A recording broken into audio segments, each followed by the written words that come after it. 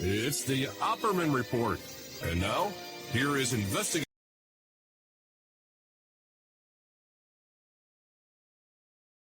I'm your host, Private Investigator Ed Opperman. You can find me at Opperman Investigations and Digital Forensic Consulting through my website, emailrevealer.com, or you could just contact me directly at oppermaninvestigations@gmail.com. If you like the show, be sure and check out our Patreon, Opperman Report Patreon. We have exclusive content up there all the time, but also to all the shows you hear Monday to Friday on AM FM radio you can hear on Patreon without the commercials, ad-free, completely ad-free. Our archives are at Spreaker.com. I do a live show there Friday nights, 8 p.m. Also, too, you get an email notification when I put up new content, and there's a chat room, and what do you call it? Something else I was going to say, I forgot. But all the archives are up there at Spreaker.com. All right, really excited about our guest today. We have Everett Stern. Now, you could find him at everettstern.com. You could find his Twitter at Everett Stern, the number 1, Everett Stern 1, the numeral, on Twitter. He's written a book called Dark Money and Private Spies, The Everett Stern Story. If you go to his website, everettstern.com, you can also find a copy of another book, Official Michael Flynn Report to DOJ. He's got a Substack, and he runs a company called Tactical Rabbit. If you're in New York City on April 10th, or is this May 10th? No, May 10th. Okay, get the month right. May 9th. May 9th. Okay, that's tomorrow. Then May 9th at the New York Public Library on 54th and 42nd? Fifth Avenue and 42nd. So it's the main New York Public Library. Right, and that's at 4 o'clock at Fifth Avenue and 42nd. Everett Stern is going to be releasing some explosive information about his connection to Charles McGonigal, this FBI agent who has just been charged with self-dealing, I guess you might call it. But Everett Stern, it's such a huge story. Tell us about yourself first. Who is Everett Stern? Yeah, so I guess I'm it's funny. It's hard to crystallize that, but I'm defined, I guess, online on Wikipedia as a businessman, a politician, and a whistleblower. So, I started my career. I was a candidate for clandestine service, which is field operations for the CIA. I first went out for them, the CIA, back in 2006, and then I was eventually rejected from that program. But I went on to work for HSBC Bank in 2010, and it was there that I uncovered, just massive terrorist and drug cartel financing. And I was passing information there to the CIA. I reached out to my old recruiter. I wasn't working for the agency. I was an employee of HSBC. I never worked for the government, but I was passing information to the CIA and then later on to the FBI. And my evidence led to Senate hearings and the largest fine ever against the bank. It was $1.92 billion. So that's how I first, gained some notoriety. And then, later on, I ended up running for U.S. Senate. And the big thing was this last election, and where I ran for U.S. Senate in Pennsylvania, I ran as a Republican. But after, I got into a huge battle with Michael Flynn and Donald Trump, because of a blackmail extortion scheme having to do with the audits. So, in order to defend democracy, I testified against General Flynn to the January 6th committee, and also I represented my findings to the FBI. And as a result of me testifying against General Flynn to the January 6th committee, me presenting evidence that he was a traitor, I ended up getting sued by him for $250 million, and I countered again with $250 million. That lawsuit's now over. But and then after that, this issue with Charles McGonigal got arrested, and it was just devastating to me because he was my POC. I mean, he was my point of contact. And I've been trying to get this story out about Charles McGonigal, or not the story, but I've been trying to get information to the right people in the government. But, I'm a little nervous because it's like, who do you trust? Yeah. if my POC was the guy, the head of counterintelligence for the FBI, and then all of a sudden, he's most likely passing my national security intelligence to the Russians. Because Tactical Rabbit, with my company, I'm the intelligence director there and the owner, and we develop a lot of national security intelligence, out of Tactical Rabbit. So that information needs to go places. But yeah, so anyways, I think that crystallizes me somewhat. Hopefully I did somewhat of a good job there. I don't know. Yeah, it's a hugely complicated story, and it seems like you're getting bounced around from one big event to another. Now, but as far as the HBC money laundering scam, people can look that up in Dark Money and Private Spies, the Everett Stern story. Now, was Charles McGonigal your point of contact during that money laundering whistleblowing? No, that's a good question. So what happened with HSBC and Charles McGonigal, this is interesting. Most people don't know this. So and by the way, you can also find the HSBC money laundering scandal story in Rolling Stone magazine, and also Netflix did a movie called Dirty Money, episode 4, Cartel Bank, which I'm featured in. They actually interviewed me in the movie on Netflix, and it's done by Alex Gibney, who's just a great director. The whole thing was just fantastic. But anyways, so Charles McGonigal was not my POC back in 2010, 2012.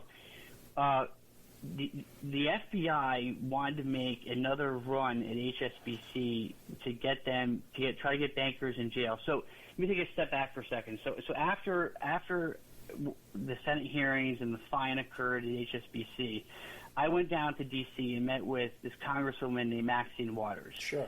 And I met with Maxine Waters, and I gave her my HSBC intelligence, and we had a huge discussion about about a bill she was working on. So I helped her with this bill, and it's a bill that basically holds bankers accountable. It was a bill that allows FinCEN to arrest bankers. Basically, that's basically the nuts and bolts of it. Okay. And it was fantastic. And I disagree with Maxine on some political issues. That doesn't matter. I mean, we got to always cross the aisle and help help preserve democracy and try to help the United States in any way possible. But anyways, so after that was done, the FBI wanted to try to use that bill and try to go after HSBC again in 2018. So when they said the deferred prosecution agreement was 5 years and it was over in 2017, the FBI wanted to take new action against HSBC Bank. So there was some intelligence going into the FBI. I don't know what it was, but what McGonigal was interested in. I was introduced to McGonigal by another FBI agent who was recently arrested. But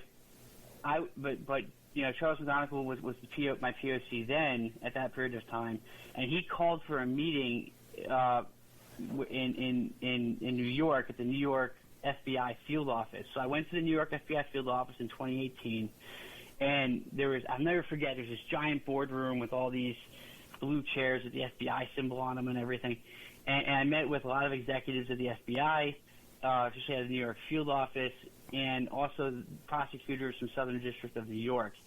And they were, again, very interested in going after HSBC, but they were mostly interested in how HSBC was violating sanction laws and how they were able to get money to terrorists and drug cartels. So, and that was because they were manipulating they were criminally manipulating the wire filter at the bank. So, for instance, if you had a filter, right? The OFAC is the Office of Foreign Assets and Control. If they list a company, so for instance, the company I saw, one of the many was called Tajco, Tajco. So, in order for the bank to screw up the wire filter, they would put in TAJ.co or TAJ-CO, and it wouldn't match with the wire filter. So the payment, so you see, saying it needed an exact match, and it wouldn't work. Gotcha. So I was explaining this to Bureau, which they understood before, which kind of confused me. But McGonigal was very interested in you know, and his people were very interested in the sanctions part of all this, right? And now when I found out when he was arrested, what pisses me off is that they're saying this goes back to 2018. So, you know, my concern here, because the FBI ended up not pursuing action against HSBC Bank again. Now, what pisses me off and what makes me livid is that, you know, I believe with a very high degree of confidence Charlie McGonigal squashed it because he was working with Oleg Deripaska at the time. We now know now. And Oleg Deripaska had bank accounts at HSBC, from my understanding, from the records I have. And also, you know, Oleg Deripaska was paying McGonigal. So, you know, my POC, this guy who's calling this meeting who's about HSBC Bank, right, which is the bank. They have a bank in Moscow. They have a bank. I mean, this is the banks. This is how the oligarchs move money and launder money throughout the world. And, you know, so I have to wonder to myself, you know, did McGonigal play a role in that? And I don't know if I certainly don't think the DOJ is looking into that or investigating that because they don't know about it. And obviously I can't go to the FBI because I already did, and my information went to the Russians, so I'm a little nervous who I can trust. I will say, though, just as a side note here, that I do believe overall, you know, the FBI is good. I'm not slamming the FBI here. I've known a lot of really good agents over the years that I've worked with, and they're solid people. But McGonigal, the problem with him is that he's so powerful and influential that there's so many agents that went along with him and they're loyal to him, and that's the problem. It's finding these other agents. And I know some of them. I know some of these people, and you know, but basically to circle back around to your question, you know, HSBC is one thing I question, and the other thing I question is with General Flynn.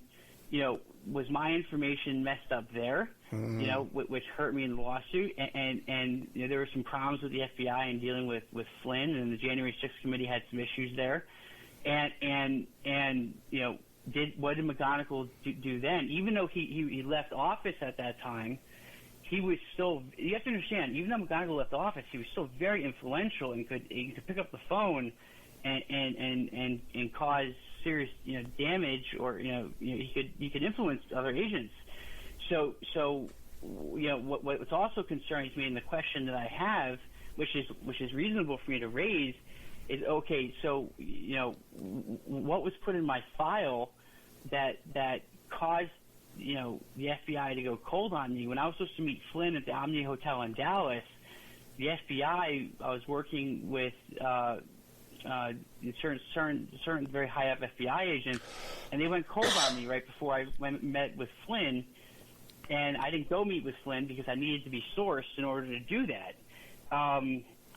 You know, I'm not going to go meet with General Flynn without being sourced, but yeah. So I hope that answers your question. Sorry for the long-winded answer. No. You're fine. You're fine. And the thing to keep in mind is we're not going to be able to cover all this in 1 hour, okay? So we're definitely going to have you come back. But the main thing is tomorrow on May 9th at 4 p.m., 5th Avenue and 42nd Street, Everett Stern is doing a press conference, and where he's going to lay all this out for the media. So we need people to show up. EverettStern.com is a website. Everett Stern #1 is Twitter. Now, Mr. Stern, HSBC, when you became a whistleblower for HSBC, did you receive a reward for the work you did? A monetary reward? That's right. So technically, a whistleblower is allowed to get 30% of the fine. So I can't say whether or not I got a reward there. There's certain legal things in place, but yeah. So I can't comment on whether or not I received money from that. But what I will tell you is that I didn't do anything, you know, for money or without. I didn't even know about a whistleblowing claim until actually after I reported to the agency. I mean, I was spying on that bank for a good year. I didn't file as a whistleblower or anything until actually I met with Reuters when they were about to go public with the story. The reporter said to me, Everett, you should cover your butt. You should file a whistleblowing claim. And this was in 2011, this was after I even left the bank. So, I didn't even know about whistleblowing or a claim or anything. It was just, later on. But, so. Where you are today in 2023, looking back, would you still blow the whistle on HSBC, knowing what you know now? Yeah, 100%. Okay. Without hesitation. Because you have to understand, after I blew the whistle on HSBC, I was blacklisted from the financial community. I couldn't get a job. I ended up as a waiter at P.F. Chang's. I went from working at a Chinese bank to a Chinese restaurant. And I didn't even have enough food to survive. I was living in a 350 square foot apartment, 400 square foot apartment. I was sleeping on a cot. I had a plastic fold-out table from Walmart for 1995 as my desk. There's photos of this on Twitter. I can post them again. But I was living in horrible with cockroaches. Horrible. I lost everything as a result of me blowing the whistle. And I would do it again because it was the right thing to do. Now, what I will say is where I failed in my mission is that I didn't care about them getting fined or.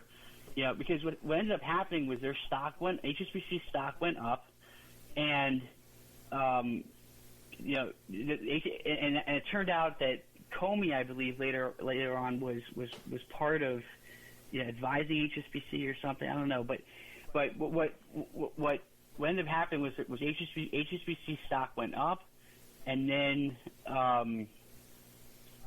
people got bonuses. Wow. And the key thing here is that not one banker went to jail.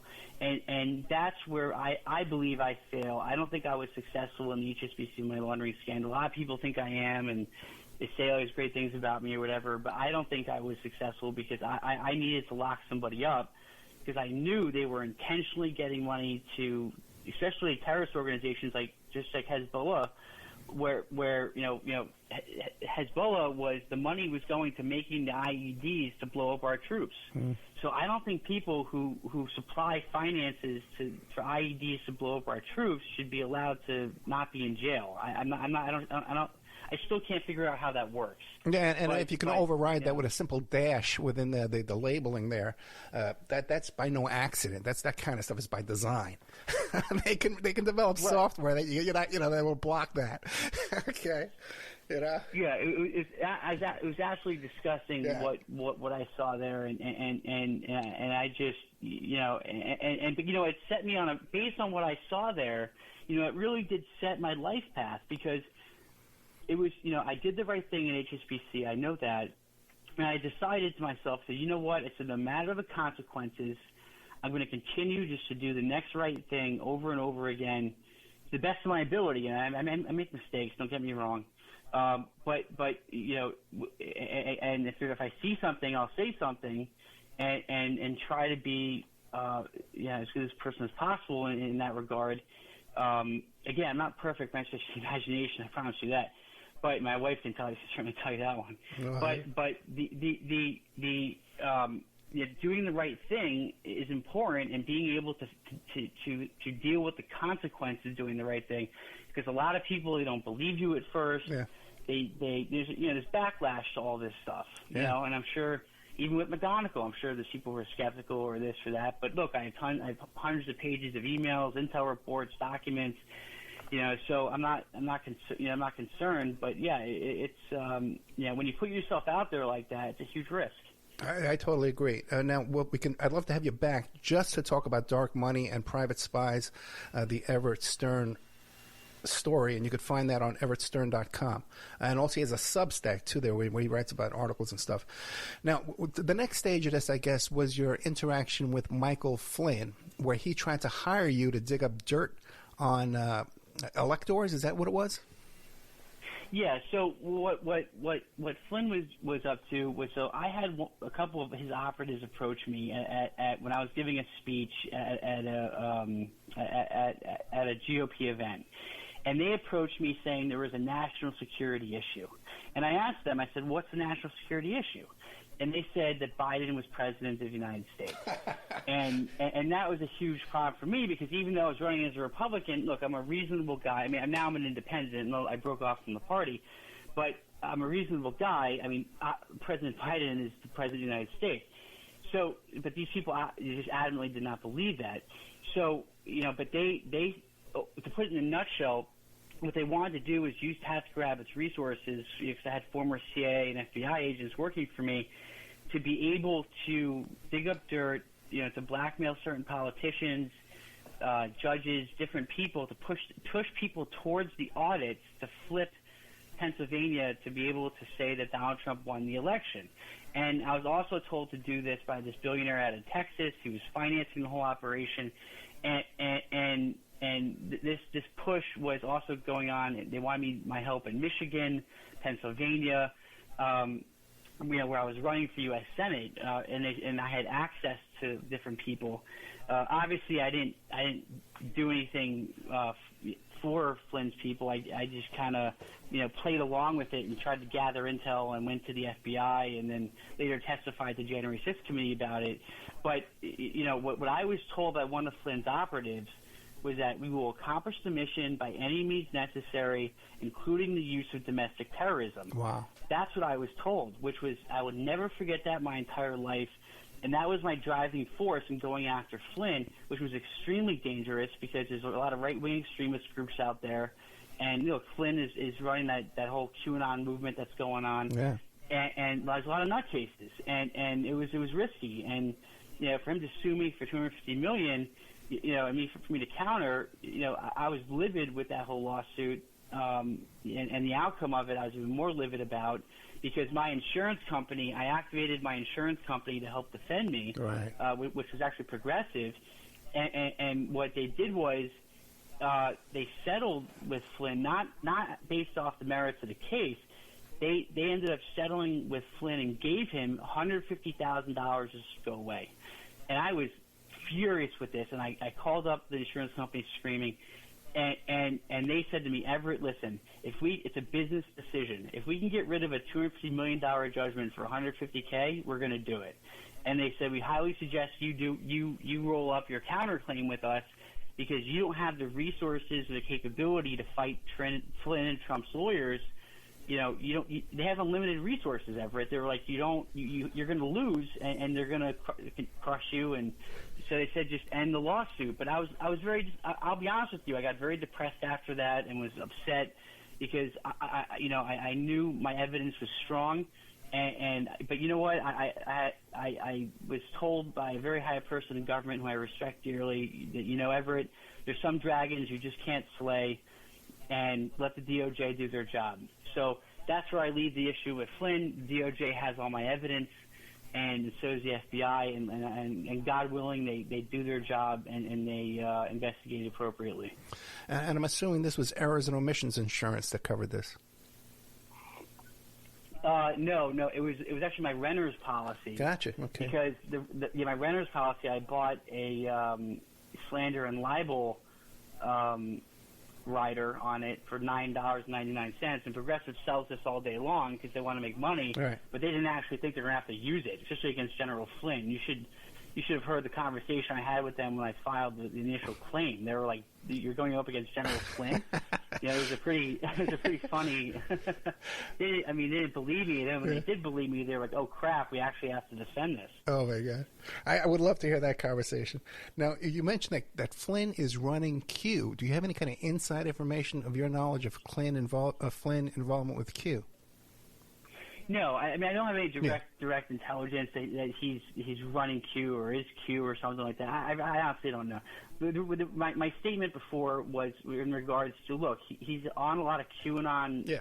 He raises a lot of money from the QAnon movement. He's constantly flashing that Q sign.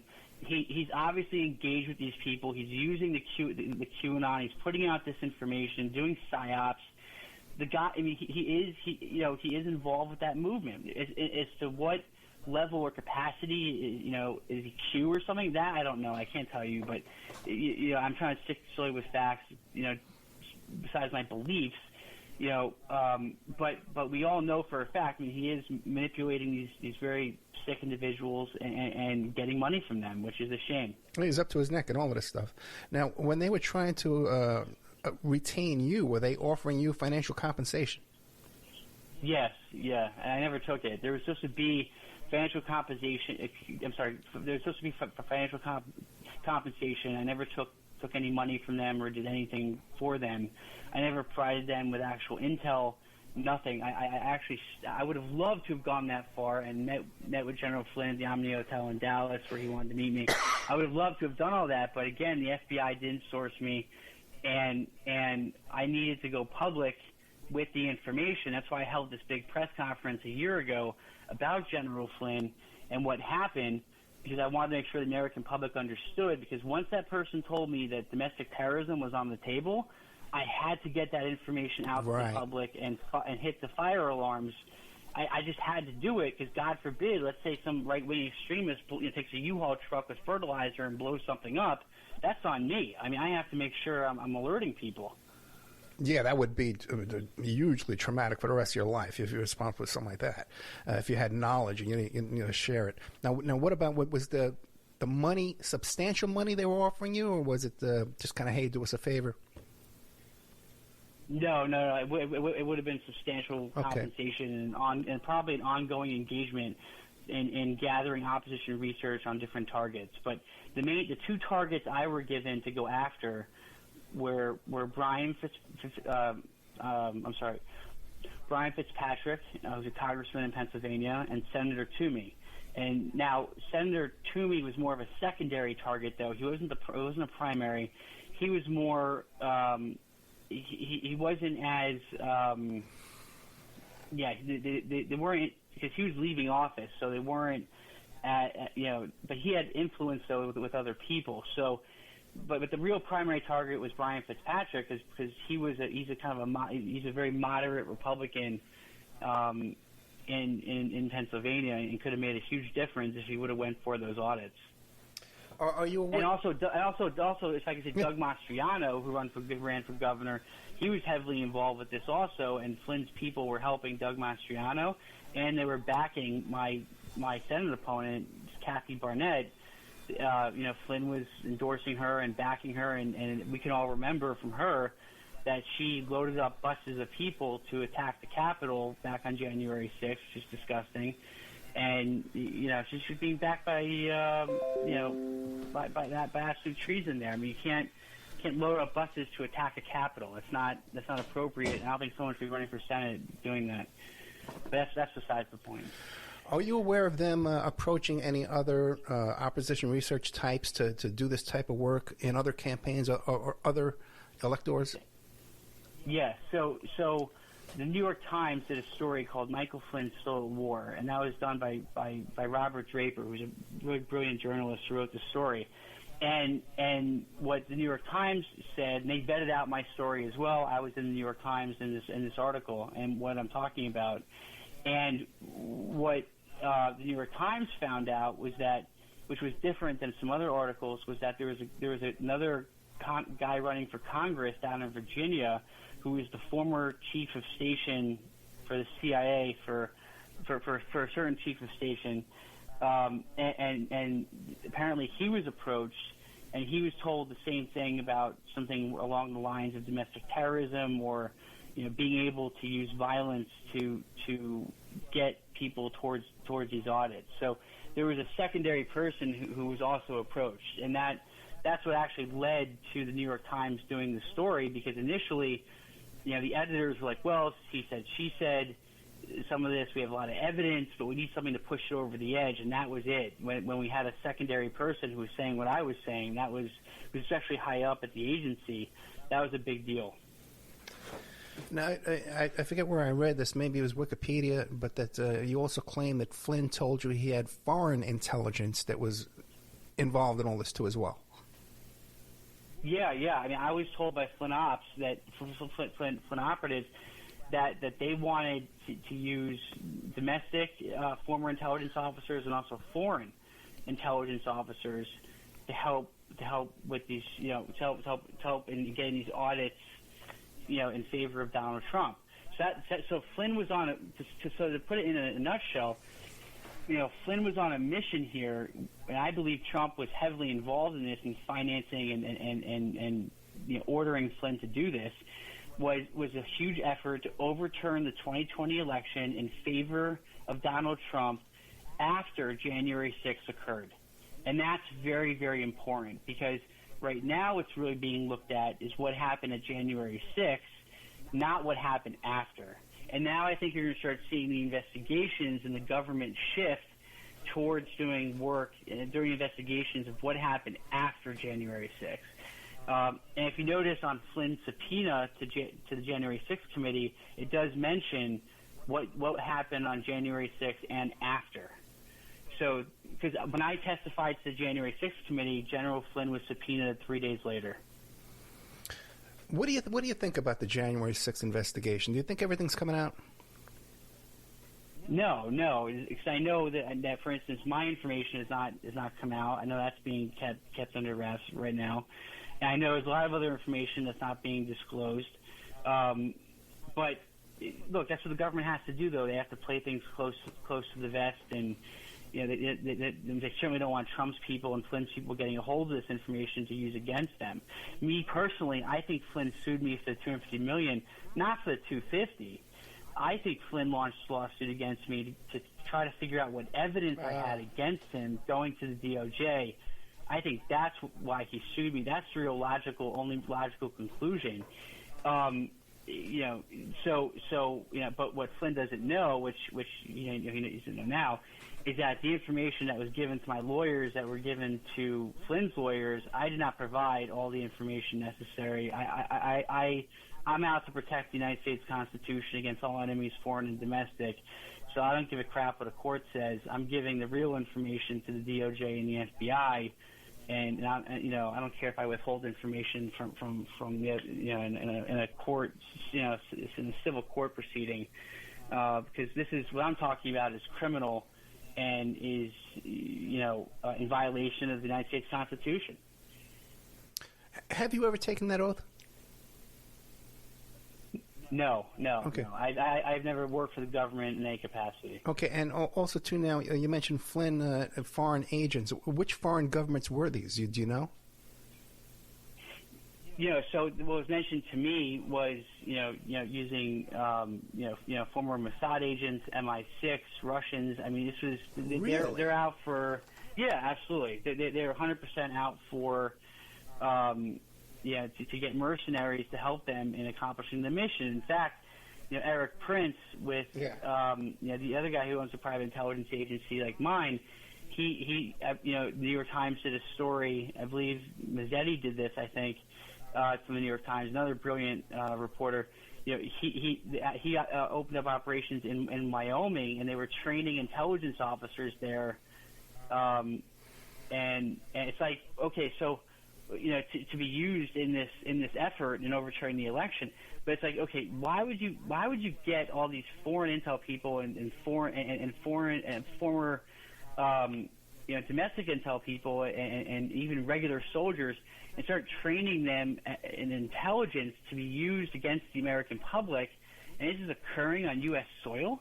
I mean, you should read that New York Times article. It's pretty crazy. I don't know the title of it, but I mean, it's pretty wild what's happening. Our democracy is a real danger here, real danger, and that's why I broke off from the Republican Party, because I feel the Republican Party is against democracy, and even though I might believe in some Republican policy, I'm certainly not in favor of harming our democracy in any way, shape, or form.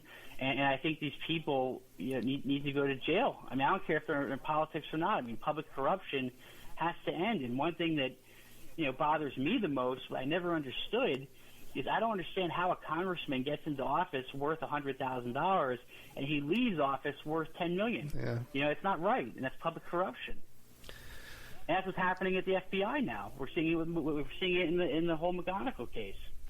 Before we get heavily into McGonigal, once again, tomorrow on May 9th at 4 o'clock, 5th Avenue and 42nd Street, Everett Stern is having a press conference where he's going to be unloading all the dirt on Charles McGonigal. But back to Flynn for a second. On your website, everettstern.com, you have the official Michael Flynn report to the DOJ. What are we going to find in there that we should pay attention to that you want us to know? Yeah, so the critical things in there is I put in communications with Flynn operatives, and I put in things in there that the public can see, and I blacked out everything that the DOJ needed. So, I couldn't release that information. I also had other information that was not included in there that I had to give to the DOJ. But overall, when people see that they need to look at it, it's not read like a book. They have to look at it from an investigation standpoint. So there's even a photo in there of this guy, Ivan Reichlin, who was Flynn's right-hand man and general counsel. And there's, a picture with Bellman Ruth, one of the Flynn operatives, and this guy, Mark Still, who's a Flynn operative. And there's a picture of them sitting at a table in Harrisburg, Pennsylvania, with a map of Pennsylvania and all the different counties. And then next to them, Ivan Reichlin's holding all these photos of different politicians. And that's a very damning photo because it shows what I'm talking about. They sent that photo to me, showing to me what they're doing. I mean, they were creating target packages on different politicians, which is insane. Yeah, incredible. You can just imagine if they're doing this, they must be doing it against reporters, against other people sitting in Congress, and people wonder why you have guys, like Sessions and Matt Gaetz, who are so supportive. You just imagine the kind of dirt out there. Yeah, and look, one of the problems in journalism right now is that Flynn keeps suing everybody to and all these editors for all these news organizations. The journalists have tons of dirt on Flynn that I'm sure that could be released, but they're afraid to do it because they're afraid of a lawsuit. They don't want to get sued, and the newspapers are losing money. They don't want to get sued. They don't want to, it's very difficult for reporters to get out stories, especially on someone like Flynn, who's very litigious. It's just extremely difficult. Now, who sued you? Sidney Powell? No, it was the Bunnell Group, which is these lawyers who are Trump and Flynn lawyers. I mean, these guys, and they have unlimited resources, Trump and Flynn. I mean, well, they don't pay their lawyers. They don't have to pay their lawyers. No, they're getting all the money from the QAnon people, so it's no problem. Oh, my God. EverettStern.com. Now, Everett, you have a press conference tomorrow, 4 p.m., 5th Avenue, 42nd Street on May 9th. It's all about Charles McGonigal. Take us through the whole – we have 14 minutes left, about 15 minutes. Take us through the whole Charles McGonigal story. Yeah, so, and again, I'm nervous with this press conference. I get nervous sometimes with this stuff because, if I screw this press conference up, it's going to harm democracy because I have to make sure this story gets out there and people understand it. And so I have a big challenge ahead of me here, and I'm definitely nervous about it.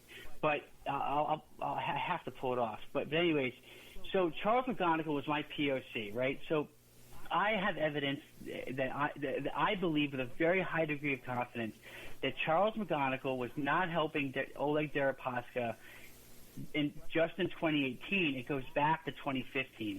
So back in 2015, Charles McGonigal was still an active FBI agent. I believe he was feeding information to another private intelligence agency owned by a guy who's best friends with Benjamin Netanyahu, the prime minister. I don't want to name this individual just yet. I will be. And also this other FBI agent who was recently arrested as well. And the issue here is that, I was approached back in 2015 to help Oleg Deripaska with finding assets, going after people, even hunting down a diamond that he lost. I posted the diamond on Twitter, an actual photo of it. And also, he was going after a publicly traded company. The stuff he was doing was illegal. So what they asked me to do is to help Oleg Deripaska, this one former arrested FBI agent. And what people don't know is that this guy, who I'm going to name, I can't name him right now, I apologize, but he he was best friends with McGonigal, best friends. So this person, we'll call him Person A, he introduced, I believe with a very high degree of confidence, what the DOJ doesn't know, is that Deripaska was introduced to Charles McGonigal by this former FBI agent A. And this person is the missing piece of the puzzle that the DOJ doesn't have. They don't understand the connections, not connecting the dots. But anyways, when I was asked to provide intelligence, I'm not going to help the Russians. So what I did, which is probably going to get me sued here, and I don't really care, is I provided some real intelligence to Deripaska's people, because I couldn't defraud them, but I provided intelligence that wouldn't harm the United States. But mostly I provided them BS. So I gave them a lot of BS intel and just not a lot of great work. And I provided the real intelligence to the Central Intelligence Agency. But also I provided it to the FBI, which is concerning to me because this way McGonigal gets a hold. It's a circular loop here, right? So we have a huge problem because I didn't at the time in 2015 I didn't understand the relationship between McGonigal and this former FBI agent A. And McGonigal was brought up to me a number of times over the years as being a good friend. But I didn't connect the dots. I didn't figure it out. It wasn't until McGonigal was arrested and I started reading and understanding the sanctions violations and how Deripaska was helping McGonigal and giving him, paying him so much money. That's how I understood. That's how I then connected everything up. But the question is, again, what did McGonigal put in my file? How did he hurt me with the FBI? The question is not only to me what is the damage that McGonigal did, but the real question is how deep and how bad, how many sources were burned and given to the Russians, how many people got killed as a result of McGonigal's actions over the years. It's kind of like a Hansen type story. How deep does this go, and the rabbit hole go, and we don't know. But what I will be exposing are these individuals, and also, there's one individual named in the grand jury who who's named as helping Deripaska and helping McGonigal. But what a lot of people don't know that I know is that this guy was a CIA operative. Now I'm going to name him too. I'm going to out him also. And he wasn't a blue badger. He wasn't someone who worked the agency directly. He was a contractor, but still, he still worked at Langley. And so this type of person helping out McGonigal is just unacceptable. We have to understand McGonigal is the head of counterintelligence. He knows a lot of FBI people and CIA people, but from my understanding, the CIA absolutely hated McGonigal. And I'm not going to name who making statements to me, but from what I was told from a very high up person was that McGonigal was not a liked individual amongst the agency people. But there are a couple. Again, he did have tremendous influence. There are FBI agents that are loyal to him, and there are some former CIA people I know for a fact are loyal to him also. And again, from him, and McGonigal has his company in Albania shared with certain individuals. I mean, that I'm going to name out also. It's like it's the whole. It's like out of a movie, right? It's a movie type scenario. But I have to come forward with this because the information I have against Deripaska is significant and against McGonigal is significant, and also linking this person A to the story is absolutely critical. And it's something that I'll be honest with you. I mean, the second I do this press conference or these people see this stuff on Twitter, I mean, my life is going to be in absolute danger. I'm not just saying that out of paranoia. I'm saying it realistically because these people are going to want to make sure I keep my mouth shut because it's going to land a lot of people in jail for a long time. No, I agree. One question I have for you is, do you have all this written out in a report that you can send to the House Intelligence Committee and other places? I have everything. I have hundreds of pages of documents. I have all the original emails. Yeah, but is it in report form that if I ask you right now, hey, Everett, can you send me this report? You have it in a report? Yes. So okay. I can send you the report that I provided to Deripaska's people even. Right. That was, and you can read that and see it. And there's also a situation in dealing with Israel and dealing with certain targets against certain individuals. I posted their business cards actually on Twitter, and these are Iranian, tier 1 targets of the United States that I think this individual was trying to help Benjamin Netanyahu with. That kind of falls into the story as well, Yeah. but that's not more. It's a little more of a digression. There's so many tentacles to this. It's hard to wrap it all up. Oh, But no. question, You can come back certainly anytime have. you want. You can come back anytime you want. Oh, thank you. Yeah, there's so much here we got to cover. We could just spend a whole couple hours just on dark money. Quick questions. You said you're afraid of being sued. You would be sued by Deripaska? I'm sure Deripaska will launch a lawsuit. I'm sure Person A will launch a lawsuit. I'm sure the head of this other private intelligence agency will launch a lawsuit. I'm sure Flynn will launch something again. And look, these people can sue me all they want. I honestly, I don't care, because look, this is I don't even care if I get judgments on me. They're not going to be able to collect. I'm not going to pay anyone a dime. But the point is that these people can try to use lawfare and sue me and try to stretch things out. My mission, my main objective here is to protect that United States Constitution against all enemies, foreign and domestic. I don't care about lawsuits. I don't care about people coming after me. I just don't care. Let Russian SVR intelligence come after me, which I know I'm already targeted for them, because I had a Russian diplomat already sue me a year ago over me calling him a spy, and you can see that online. And look, I have to do what I have to do to protect the United States and the American people, and that's what I'm going to do. And I don't care what risks I have to take to do it. Okay, real quick. We only got about 4 minutes. The former FBI agent, the best friend of McGonigal, if we heard his name, would we recognize his name? Yes. Okay. Now, when people you see the right wing talking points, they're saying, "Well, look at this. They're talking Trump, Russia, Russia, Russia, and here the FBI agents investigating him are working for Russia." What do you say to them? They're like, no. So like my comment again, going back to what I said before, I want to make very clear to the American people here who are listening to this, that the FBI, again, there's corruption everywhere, right? There's corruption in NYPD. There's corruption, in every police department, everywhere. Every organization has some level of corruption. In the FBI, there should be zero corruption, but at the same time, you're going to always have some, right? But the ideal situation is zero. But I hold the FBI still to the highest regard. I think there's a lot of agents out there doing their best, trying to do a good job, protecting the United States Constitution as well. And I know agents that would give their life in a second to defend the United States, and I think they're doing a great job against Trump. What Trump did was absolutely illegal, and I hope he goes to jail. And I think the FBI investigating Trump, it's people say now, oh, the FBI is weaponized. And it's a shame McGonigal did this, because he tarnished and harmed the FBI.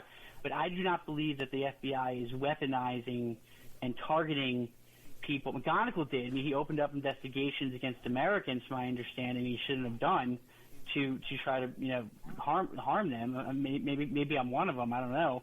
But I think that. Overall, what the FBI stands for and what a lot of 99.9% of the FBI agents out there are doing is good. I do believe that. I have to believe that. Yeah. I'm going up against that 0.1%. That's what I'm up against, is those bad apples. Well, if anybody's weaponized, it seems like it's because of people like Deripaska that are spreading money around and can buy everybody, their loyalty. And their silence and their cooperation. You know what I mean? Correct. Yeah. Okay. Look, some people will cave to money. Yeah.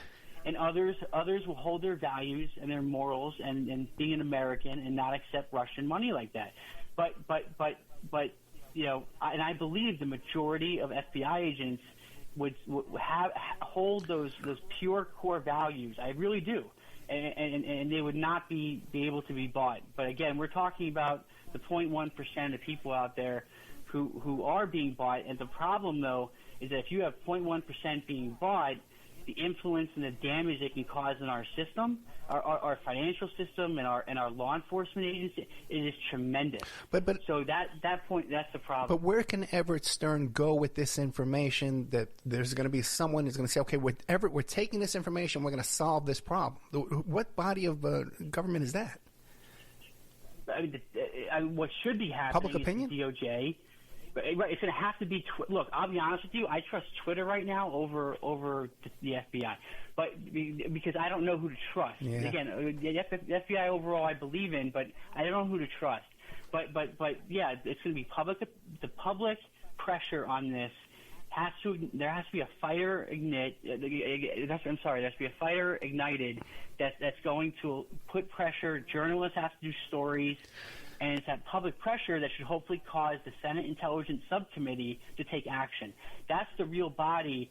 If the Senate Intelligence Subcommittee gets involved, then and starts doing investigations, which they are opening up investigations into some people I'm going to name at this press conference.